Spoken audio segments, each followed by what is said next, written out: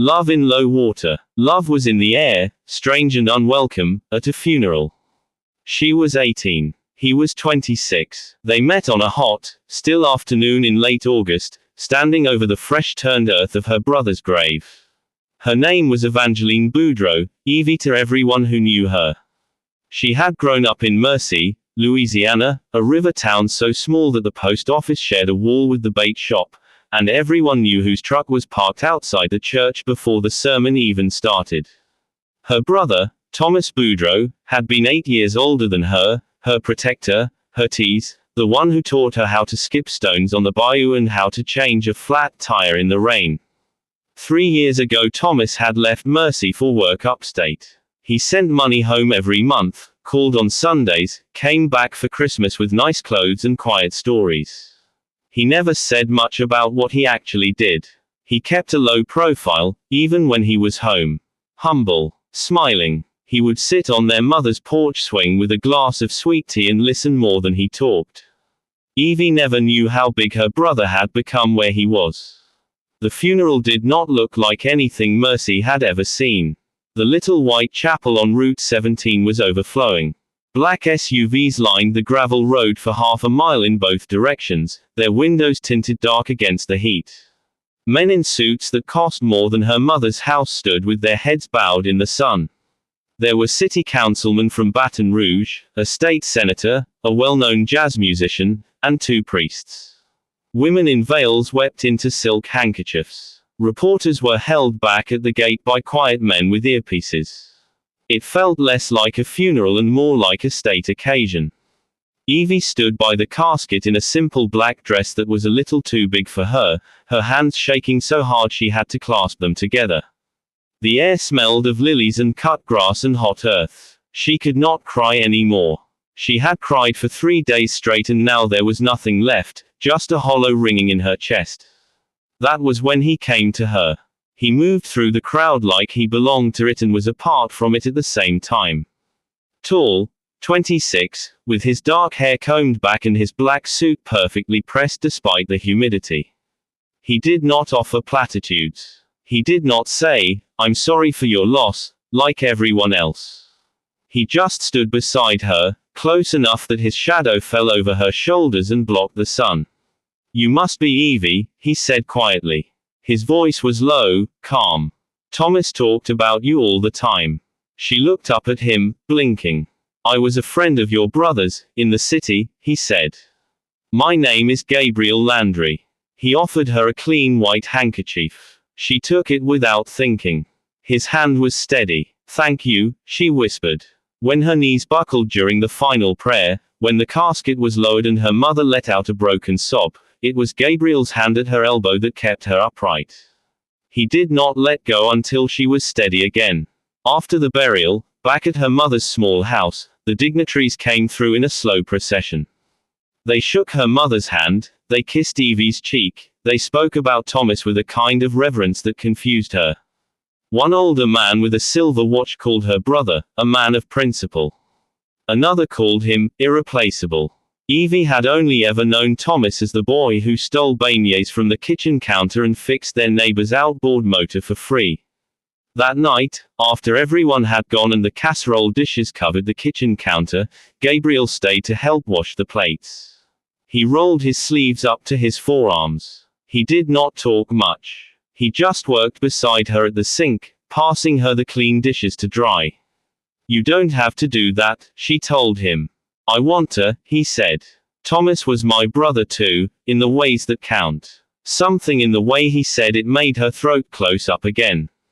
For the first time since the phone call telling her Thomas was dead, she cried properly, great silent heaving sobs over the kitchen sink. Gabriel did not try to stop her. He just turned off the water, pulled her gently against his chest, and let her soak his shirt. He comforted her. That was all. There was nothing improper in it. He was solid and warm and he smelled like cedar, and for 10 minutes the world stopped spinning. He left before midnight, pressing a card with a phone number into her hand. "If you or your mama need anything at all, Evangeline, you call me." She did call him. 3 days later, when the house was too quiet and the sympathy flowers were wilting, Then again a week after that. He always answered. Gabriel started driving down to Mercy on weekends. He would take her for coffee at the diner on Main Street, where old Mrs. LeBlanc stared openly from behind the counter. He asked her about school, about the books she liked, about what she wanted to do now that she had graduated that spring. No one had really asked her that since Thomas died. He was patient, attentive in a way that made her feel seen, not looked at. He was 8 years older, yes, and the whole town noticed, but he never once made her feel young or foolish. When he talked about Thomas, his face softened. Your brother was the smartest man I knew, he told her once, watching the river move slow and brown behind the diner. And the most loyal. He kept you and your mama out of all of it on purpose. He wanted you clean of it. Out of all of what? She asked. Gabriel just smiled, a sad, careful smile. The business. Slowly, without any grand gesture, love grew in that quiet space left by grief. He brought her gardenias because she had mentioned once that she liked the smell. He fixed the loose step on her mother's porch without being asked. On her 19th birthday in October, he took her dancing in Lafayette, and when he held her close, his hand warm at the small of her back, she felt safe for the first time in months. He spoiled her, it was true. Not in a flashy way. He never showed off, but if she admired a pair of boots in a shop window, they would appear on her doorstep 2 days later, wrapped in brown paper. If her mother's old truck broke down, a mechanic appeared the next morning and refused payment. He gave her everything she wanted before she even knew she wanted it. It was her mother who first whispered the warning.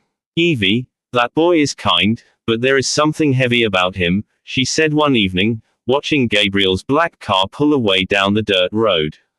Men like that don't get those kinds of suits from honest work.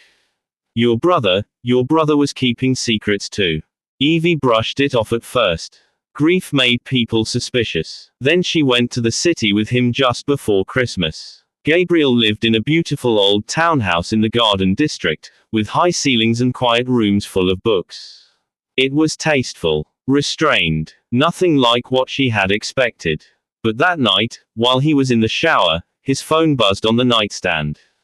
Once, twice, 10 times. A name flashed on the screen she did not recognize, then another. The messages were short and coded.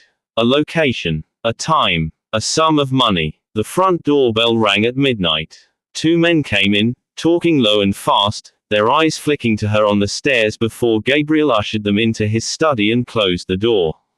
She heard the word, shipment, and police, and her brother's name spoken like a ghost. She sat in the dark living room with her heart hammering against her ribs, and she understood, all at once, what everyone at that funeral had really been mourning. Not just Thomas Boudreau, the humble boy from Mercy. They had been mourning a lieutenant. A man with powerful connections. A man deep in the criminal world of New Orleans. And Gabriel Landry was not just his friend.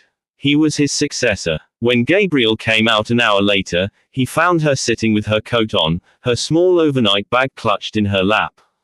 I think I should go home, she said, her voice shaking. He knelt in front of her. He did not lie to her. That was the thing she would always remember.